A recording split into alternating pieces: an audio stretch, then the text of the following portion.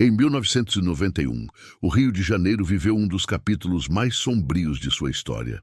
Crianças desapareciam nas ruas de Niterói, e quando seus corpos eram encontrados, apresentavam marcas bizarras, mordidas no pescoço e sinais de que seu sangue havia sido sugado. O responsável? Marcelo Costa de Andrade, um jovem de 26 anos que ficaria conhecido como o Vampiro de Niterói. Mas o mais chocante não era apenas a brutalidade dos crimes. Marcelo confessou seus crimes à polícia não uma, mas 14 vezes. Ele chegou a delegacias contando detalhes precisos dos assassinatos, implorando para ser preso antes que matasse novamente. Mas foi ignorado, ridicularizado e liberado repetidamente. As autoridades não levaram a sério suas confissões porque suas vítimas eram crianças pobres, negras e moradoras de favelas. Durante meses, Marcelo atraía meninos oferecendo trabalho como modelo. Levava-os para locais isolados, onde cometia seus crimes horrendos e realizava rituais macabros, acreditando que o sangue das vítimas lhe daria beleza e pureza. Quando finalmente foi preso em flagrante, já havia tirado a vida de pelo menos 14 crianças. Este é um caso que expõe não apenas a mente de um assassino perturbado, mas as falhas brutais de um sistema que escolheu quais vidas importavam. Antes de começarmos, preciso deixar claro, esta é uma história real. Tudo o que você vai ouvir aconteceu de verdade no Brasil, nos anos 1990. Este não é um filme de terror, não é ficção. São fatos documentados que chocaram o país. Todas as fontes, reportagens da época e documentos oficiais estarão linkados na descrição deste vídeo para quem quiser se aprofundar no caso. E já aproveita. Se você gosta de conteúdo de True Crime e quer conhecer casos reais que revelam verdades sobre nossa sociedade, se inscreve aqui no canal Avesso ao Fato e ativa o sininho para não perder nenhum vídeo. Deixa também seu like para ajudar este conteúdo a alcançar mais pessoas. Vamos começar esta história perturbadora que não pode ser esquecida. Escreve aí nos comentários de onde você está assistindo. Quero saber de qual cidade ou país você é. A gente forma aqui uma comunidade global interessada em entender os casos mais impactantes da criminologia brasileira. Agora, vamos mergulhar nos detalhes desta história que mistura horror, negligência e injustiça social. Prepare-se, porque o que você vai ouvir é pesado. Marcelo Costa de Andrade nasceu em 1967, em uma família pobre do Rio de Janeiro. Desde cedo, sua vida foi marcada por abandono e rejeição. Ele cresceu sendo ridicularizado por sua aparência e comportamento afeminado, sofrendo bullying constante na escola e até mesmo dentro de sua própria casa. Seu pai o desprezava abertamente e sua mãe parecia incapaz de protegê-lo. Na adolescência, Marcelo desenvolveu uma obsessão perturbadora com beleza e pureza. Ele passava horas em frente ao espelho, obcecado com sua aparência. Aos poucos, começou a acreditar em ideias delirantes, que crianças loiras e de olhos claros eram mais puras, mais perfeitas. Essa obsessão iria se transformar na semente de seus futuros crimes horríveis. Aos 20 anos, Marcelo mudou-se para Niterói, onde trabalhou em empregos temporários e vivia em condições precárias. Sua solidão e seus transtornos mentais não diagnosticados se agravaram perigosamente. Ele começou a frequentar áreas pobres da cidade, observando crianças com um olhar que ninguém conseguia decifrar. Ninguém ao seu redor imaginava o que estava por vir. Em 1989, Marcelo cometeu seu primeiro assassinato. A vítima foi um menino de rua que ele atraiu com promessas de comida e dinheiro. Após o crime, algo mudou nele definitivamente. Ele relatou posteriormente ter sentido uma espécie de êxtase, uma sensação de poder que nunca havia experimentado antes. Era o início de uma série de tragédias. Nos meses seguintes, Marcelo aperfeiçoou seu método macabro. Ele se apresentava como fotógrafo ou agente de modelos, abordando meninos pobres com promessas de trabalho e dinheiro fácil. As crianças, desesperadas por uma oportunidade de ajudar suas famílias, o seguiam sem desconfiança. Era a isca perfeita num país onde a pobreza torna crianças vulneráveis. O que tornava Marcelo especialmente perigoso era sua aparência comum e seu comportamento inicialmente gentil. Ele não parecia ameaçador. Sorria, conversava com calma, ganhava a confiança das vítimas. Muitas mães chegaram a vê-lo levando seus filhos embora, acreditando que era uma chance real para as crianças melhorarem de vida e se tornarem modelos. Entre 1989 e 1991, Marcelo matou pelo menos 14 crianças. Seus crimes seguiam um padrão ritual aterrorizante. Ele estrangulava as vítimas, mordia seus pescoços e, em alguns casos, bebia seu sangue. Ele acreditava que isso o tornaria mais belo e puro, absorvendo a inocência das crianças através deste ato horrível. Após cada assassinato, Marcelo violava os corpos e realizava rituais bizarros. Ele cortava cabelos, guardava roupas como troféus e, em alguns casos, desmembrava partes dos corpos. A polícia ainda não havia conectado os casos, tratando cada desaparecimento como um crime isolado ou simplesmente como mais uma criança de rua que fugiu. O que mais assusta nesta história é que Marcelo não escondia o que fazia. Ele foi visto diversas vezes com as crianças pouco antes dos desaparecimentos. Testemunhas relataram ter visto um jovem magro e quieto levando meninos para áreas isoladas. Mas ninguém investigou seriamente essas denúncias. As peças do quebra-cabeça estavam lá, mas ninguém as juntou. A polícia recebia denúncias sobre os desaparecimentos, mas as arquivava rapidamente sem investigação adequada. As vítimas eram crianças pobres, muitas em situação de rua, negras e sem família estruturada. Para as autoridades da época, eram apenas mais números, estatísticas.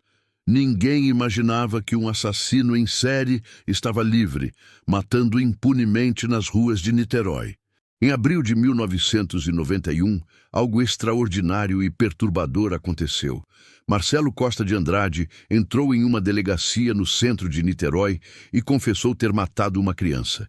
Ele estava visivelmente perturbado, chorando compulsivamente, dizendo que não conseguia mais controlar seus impulsos violentos.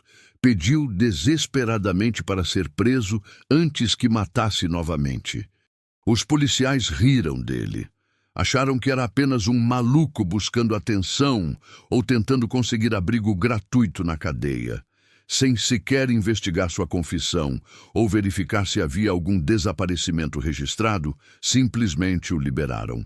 Marcelo saiu da delegacia e, poucos dias depois, matou outra criança. A culpa e o desespero o consumiam, mas o impulso assassino era mais forte. Marcelo voltou à delegacia. Confessou novamente, desta vez com muito mais detalhes perturbadores. Descreveu onde havia deixado o corpo, como havia matado, o que havia feito depois. Os policiais, mais uma vez, não levaram a sério suas palavras. Ele foi mandado embora com "vai procurar o que fazer, rapaz". Era incompreensível e trágico. Esta cena absurda se repetiu 14 vezes. Marcelo confessava, dava detalhes precisos, implorava por ajuda e era completamente ignorado. Ele chegou a desenhar mapas mostrando onde estavam os corpos das crianças. Em uma ocasião, levou um policial até o local exato de um de seus crimes. Mesmo assim, foi liberado sem qualquer investigação. Por que a polícia ignorava sistematicamente suas confissões? A resposta é dolorosa e expõe o racismo e preconceito estrutural. Marcelo era pobre, negro, afeminado e falava de forma confusa devido a seus graves problemas mentais não tratados. As vítimas eram crianças pobres e negras. Para o sistema da época, nenhum dos dois tinha qualquer importância. Enquanto isso, o número de crianças desaparecidas em Niterói crescia de forma assustadora. Mães desesperadas procuravam a polícia com fotos de seus filhos, mas eram informadas friamente de que as crianças provavelmente haviam fugido de casa. Criança de rua sempre desaparece, senhora, diziam os policiais com indiferença cruel. Marcelo estava preso em um ciclo infernal e trágico. Ele matava, sentia culpa esmagadora, confessava buscando punição e ajuda psiquiátrica, era ignorado e ridicularizado e voltava a matar. Seu transtorno mental se aprofundava perigosamente. Ele começou a ter alucinações severas, ouvindo vozes que o mandavam continuar matando. Em uma de suas idas à delegacia, Marcelo foi ainda mais específico e detalhado. Ele disse o nome completo de uma vítima recente, descreveu com precisão suas roupas, contou onde e quando o crime havia acontecido. O policial anotou tudo cuidadosamente em um papel, e assim que Marcelo saiu, jogou tudo no lixo, sem ler. A imprensa local começou a notar o aumento alarmante de desaparecimentos infantis na região, mas as reportagens eram superficiais e descompromissadas. Falavam vagamente de crianças de rua que fogem ou mais vítimas da violência urbana crescente. Ninguém conectou os casos. Ninguém imaginou que havia um padrão claro de serial killer. Se pelo menos uma das 14 confissões desesperadas de Marcelo tivesse sido levada minimamente a sério, inúmeras vidas teriam sido salvas. Mas o sistema falhou repetida e criminosamente. E enquanto Marcelo implorava por prisão e tratamento, mais crianças inocentes eram atraídas para suas armadilhas mortais nas ruas de Niterói. Marcelo desenvolveu uma técnica calculada e quase perfeita para atrair suas vítimas desavisadas. Ele frequentava praças, terminais de ônibus e áreas pobres de Niterói, sempre vestido de forma simples, mas minimamente arrumada. Carregava consigo algumas fotos de modelos infantis recortadas de revistas populares, como isca visual para as crianças. Sua abordagem era extremamente calculada e gentil no início. Ele se aproximava de meninos entre 6 e 13 anos, geralmente sozinhos ou em situação de vulnerabilidade social óbvia. Iniciava conversas casuais e amigáveis, oferecia balas ou refrigerante. Ganhava confiança gradualmente antes de fazer sua proposta mortal. Você quer ser modelo? Conheço um fotógrafo importante que paga bem. As crianças, deslumbradas com a possibilidade concreta de ganhar dinheiro e ajudar suas famílias que passavam fome, aceitavam empolgadas. Marcelo as levava para locais cuidadosamente escolhidos e isolados, prédios abandonados, áreas densas de mata, terrenos vazios. Ele conhecia perfeitamente bem a geografia de Niterói e escolhia lugares onde não seria interrompido. Uma vez completamente isolado com a vítima indefesa, Marcelo mudava completamente de comportamento. O homem gentil e sorridente desaparecia instantaneamente. Ele atacava com rapidez e brutalidade, usando sua força física superior para subjugar facilmente as crianças assustadas. O método de assassinato era sempre o mesmo: estrangulamento com as próprias mãos ou com pedaços de pano. Após a morte das vítimas, Marcelo realizava seus rituais macabros e perturbadores. Ele mordia violentamente o pescoço das crianças, fazendo cortes profundos com facas ou cacos de vidro para conseguir beber o sangue. Acreditava genuinamente que estava absorvendo a pureza e a beleza das crianças, especialmente daquelas com traços faciais mais claros. Marcelo também abusava sexualmente dos corpos das crianças mortas. Posteriormente, em avaliações psiquiátricas detalhadas durante seu julgamento, ele descreveria essas ações horríveis com uma mistura extremamente perturbadora de culpa profunda e satisfação doentia. Ele sabia racionalmente que era errado, mas simplesmente não conseguia parar. O impulso era infinitamente maior que sua consciência. Depois dos crimes, Marcelo frequentemente levava troféus macabros para casa.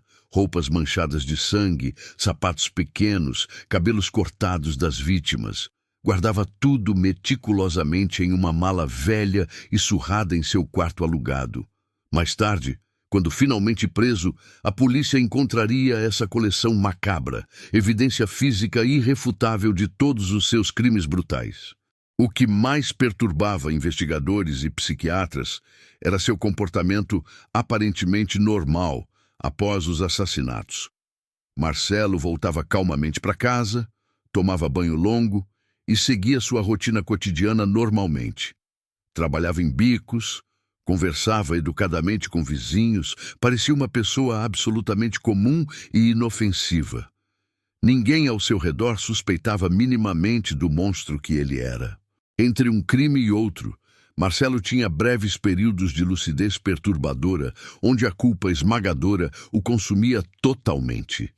Era exatamente nesses momentos de clareza mental que ele corria desesperado às delegacias para confessar tudo.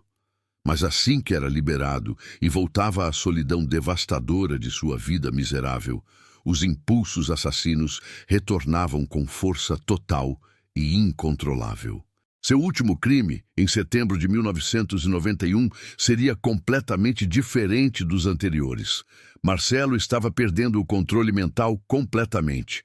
Seus delírios se intensificavam exponencialmente e ele começava a correr riscos cada vez maiores e mais evidentes. Era apenas questão de tempo até que fosse finalmente capturado de forma definitiva, mas de uma maneira que ninguém esperava acontecer. Em 25 de setembro de 1991, Marcelo Costa de Andrade cometeu um erro absolutamente fatal. Ele abordou um menino de 10 anos próximo ao Morro do Estado, em Niterói, em plena luz do dia. Como sempre fazia, prometeu empolgadamente trabalho bem remunerado como modelo.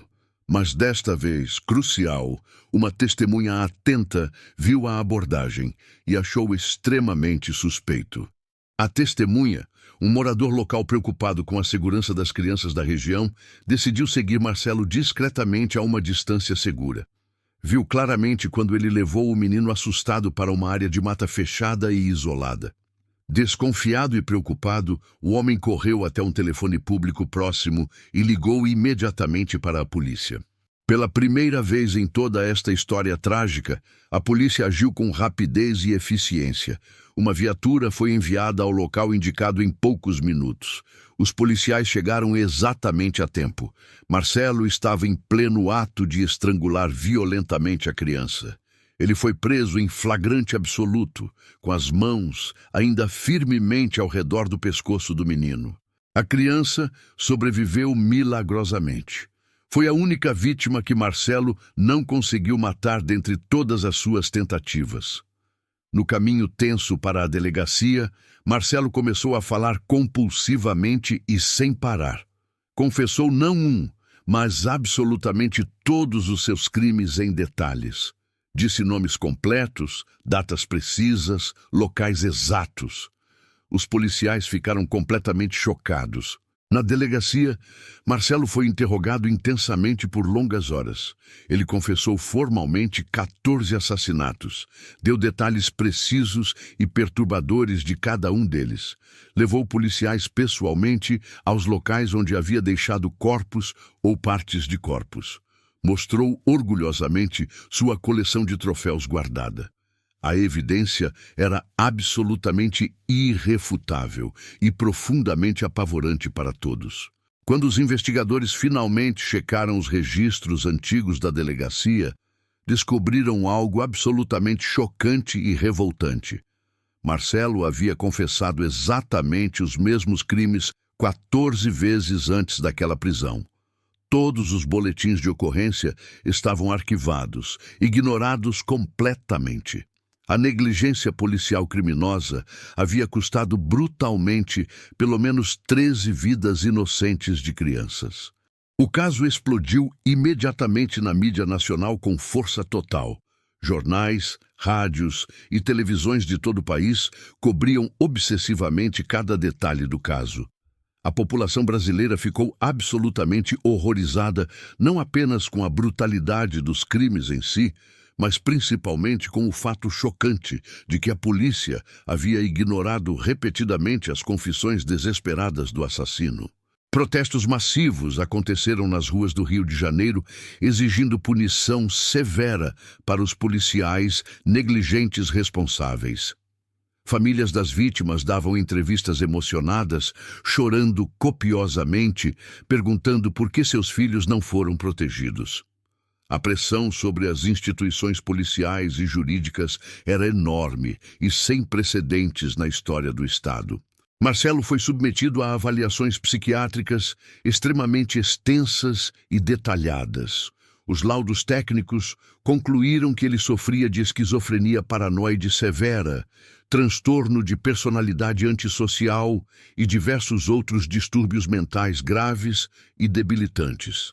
Mas também afirmaram claramente que ele tinha plena consciência de que seus atos eram crimes puníveis.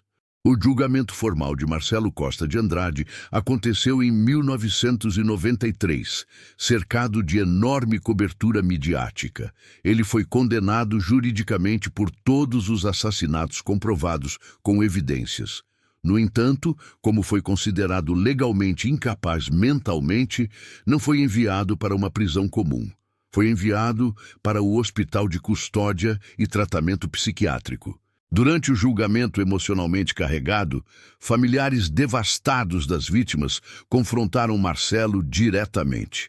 Mães choravam descontroladamente, pais gritavam furiosos, irmãos exigiam desesperadamente justiça para seus entes queridos perdidos. Marcelo permaneceu em silêncio absoluto na maior parte do tempo, olhando fixamente para o chão. Em seu último depoimento breve, disse apenas: "Eu pedi ajuda 14 vezes. Ninguém me ouviu nunca." O caso do vampiro de Niterói deixou cicatrizes permanentes e profundas na sociedade brasileira como um todo. 14 famílias humildes perderam seus filhos de forma brutal e evitável. Vidas foram completamente destruídas. Sonhos infantis foram enterrados junto com aquelas crianças inocentes. Mas além da tragédia pessoal devastadora, o caso expôs feridas sociais que ainda sangram hoje. A primeira e mais óbvia lição dolorosa é sobre a negligência policial institucional. Marcelo confessou formalmente 14 vezes e foi completamente ignorado todas as vezes. Por que, exatamente? Porque ele era pobre, negro e falava de matar crianças igualmente pobres e negras. Para o sistema brasileiro, ele e suas vítimas eram invisíveis, descartáveis e sem importância. Esta é uma realidade extremamente dolorosa e persistente do Brasil contemporâneo. Nem todas as vidas têm o mesmo valor aos olhos das instituições. Se Marcelo estivesse confessando crimes contra crianças brancas de classe média em bairros nobres, teria sido levado seríssimo na primeira vez. Mas as vítimas eram crianças negras e pobres de favelas esquecidas. O caso também revela cruamente as falhas gigantescas no sistema de saúde mental brasileiro precário. Marcelo era visivelmente doente mental, com transtornos graves que precisavam urgentemente de tratamento especializado. Mas não havia absolutamente nenhuma estrutura estatal para diagnosticá-lo adequadamente, tratá-lo ou prevenir que seus delírios se transformassem em crimes hediondos. Outro aspecto crítico e importante é a vulnerabilidade infantil estrutural no Brasil. As vítimas de Marcelo eram crianças em situação de extrema pobreza, muitas em situação de rua, sem proteção familiar ou estatal minimamente adequada. Elas foram presas fáceis porque a sociedade brasileira as abandonou primeiro, muito antes de Marcelo encontrá-las. Após o caso ganhar repercussão nacional, algumas mudanças foram implementadas no sistema. Houve maior atenção institucional a desaparecimentos infantis, protocolos de investigação foram revisados e criou-se mais consciência sobre serial killers no Brasil. Mas foi muito pouco, muito tarde demais. As 14 crianças mortas não voltariam jamais. Marcelo permanece internado em instituição psiquiátrica de segurança máxima até hoje.